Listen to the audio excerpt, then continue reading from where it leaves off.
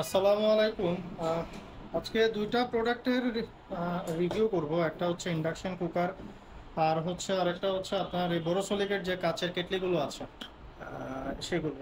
আপনারা অনেকেই বোরোসিলিকেট কাচের কেটলিগুলো মানে চুলাতে, তারপর ইন্ডাকশন কুকারে এগুলো ইউজ করতে ভয় পান যে ভেঙে যাবে কিনা। তাই আজকে একদম লাইভ আপনাদেরকে দেখাবো। ভাবলাম যে লাইভ একবারে দুইটা প্রোডাক্টেরই আমরা রিভিউ করি, একটা চুলা আর একটা হচ্ছে কেটলি। সরি, কেটলি এবং চুলা, হ্যাঁ ঠিক আছে, দুইটারই রিভিউ করি। এখন চুলাটা আগে অন করি আমরা। চুলাটা অন করার পরে এরকম ইন্টারফেস আসবে। চুলাটা অন করার পরে তারপর আপনি অন করার জন্য এখানে চাপ দিবেন অন অফে। এরপর এটা হচ্ছে ফাংশন মোড। এখানে সবগুলো ফাংশন আছে, আপনি যে যে ফাংশন ব্যবহার করতে চান একসাথে 7-8টা ফাংশন আছে। তারপর এখানে ওয়াটগুলো আছে, কত ওয়াটে আপনি চুলা জ্বালাতে চান। আমি যেমন ফাংশনে ক্লিক করলাম, এখন 1900 ওয়াটে আছে, আমি কমাই দিলাম, আবার 200 ওয়াটে যাবে। আপনি বাড়াতে চাইলে 800 ওয়াটে। এটাতে আপনি দুধ গরম করতে পারবেন বা যেটাই গরম করেন, ঠিক আছে। তার আমি ফার্স্টে 200 ওয়াট দিয়ে মানে চুলাটা চালালাম। এখন আমি জাস্ট এখানে এটা বসাই দিচ্ছি। এটা বসাই দিয়ে আমি জাস্ট স্পিডটা বাড়াই দিছি, 400-তে করে দিলাম।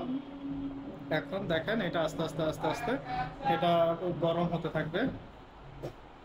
আপনি চাইলে যদি আপনার আরও বাড়তি লাগে তখন আপনি 800 করে দেন, 800 করে দেন। আপনি চাইলে আরও বাড়া দিতে পারেন। এটা দেখেন আস্তে আস্তে আস্তে আস্তে এখন গরম হতে থাকবে। কারণ এটা যখন গরম হবে তখন এটা চারপাশ মানে এটা একটু সাদা হয়ে যাবে। তখন আস্তে আস্তে আস্তে এটা গরম গরম করার সময় যখন হিটটা গরম হবে তখন খেয়াল রাখবেন যাতে আপনার এই ভিতরে পার্টে যাতে হাত না লাগে। স্টিলও পর্যন্ত হাত দিতে পারবেন। গ্লাসটা মোটামুটি সামান্য গরম থাকবে, বাট বেশি গরম থাকবে না গ্লাসটা। তো আপনি গ্লাসেও চাইলেও হাত দিতে পারেন। আমরা গরম হওয়ার জন্য একটু কিছুক্ষণ সময় দিই। এই যে দেখেন আস্তে আস্তে আস্তে কিন্তু এটা সাইডে কিন্তু সাদা হচ্ছে। আস্তে আস্তে এটা গরম হতে থাকবে। আমরা গরম হওয়ার জন্য কিছুক্ষণ একটু সময় দিই। পানি যখন আস্তে আস্তে ফোটা শুরু করবে তখন আস্তে করে মানে আপনি চা পাতাটা দিয়ে দিবেন। আমরা আসলে চা পাতা নাই, তাই টি ব্যাগ ব্যবহার করছি। এই যে টি ব্যাগ করে এই যে কালার আস্তে আস্তে পানি পাক উঠবে, মানে জাল উঠবে, আস্তে আস্তে কালারটাও আসা শুরু করবে।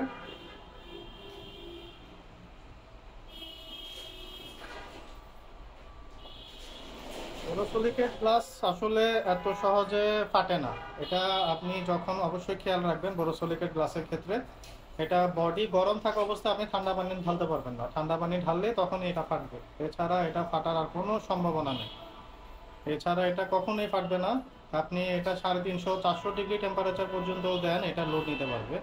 তবে আপনি এটাকে অবশ্যই খেয়াল রাখবেন বোরোসিলিকেট গ্লাসের ক্ষেত্রে এটা হচ্ছে গরম অবস্থায় আপনি ঠান্ডা পানি ঢালতে পারবেন না।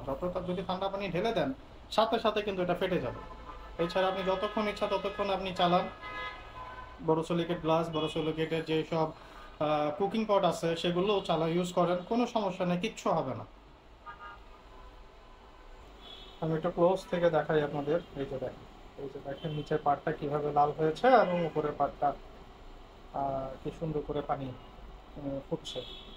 দেখুন আমাদের এই ধরেন এই যে অনেক ধরনের কেটলি আছে, এই যে 4-5 ধরনের কেটলি আছে। আর কুকিং পট যদি সরি আপনার ইলেকট্রিক কুকার যেটা ইন্ডাকশন কুকার, এগুলো যদি নিতে চান এগুলো আমাদের কাছে অনেক অনেক ডিজাইনার আসছে। যদি যাদের যাদের দরকার বা যাদের প্রয়োজন আমাদের কাছ থেকে সরাসরি অর্ডার করতে পারেন।